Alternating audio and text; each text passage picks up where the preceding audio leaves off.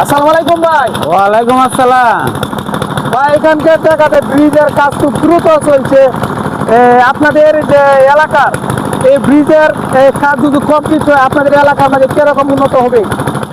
না, আমাদের এলাকার ব্রিজটা হইলে তো মোটামুটি আমরা ভালো একটা উন্নয়ন হইব, আসা যাওয়াতে সুবিধা হইব, মাল সামানা পাঠাইতে সুবিধা হইব। তারপরেও আমাদের এই পাড়া একটা ব্রিজ হয়েছে, এই ব্রিজ যাওয়াতে যেমন আমাদের এটা একটু অনেক মাইর খাইছে। তবে আশা করা যায় এটা যদি কমপ্লিট হয় তাহলে আমাদের জন্য খুবই ভালো হবে, এলাকার জন্য ভালো হবে, যাতায়াত ভালো হবে, মাল সামানা আনা নেওয়াটা অনেক সুবিধা হবে আর কি, সুন্দর হবে। তাহলে মানে আপনাদের আশাবাদী এই ব্রিজটা চালু হলে মনে হয় আপনাদের আবার সুন্দর ভবিষ্যৎ বা পরিবেশ আপনারা গড়ে তুলতে পারবেন। সুন্দর হবে, যানমালের উন্নত হবে, আমাদের মাল সামান আনতে সুবিধা হবে, আরো এলাকার অনেক উন্নয়ন হবে। মানে অনেক উন্নয়ন হবে না? জি।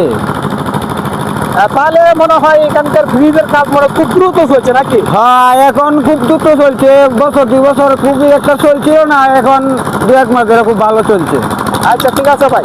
আচ্ছা, আসসালামু আলাইকুম। তাহলে ভাই অনেক ভাই ধন্যবাদ আপনাকে। না, ওকে ভাই। খুদা হাফেজ।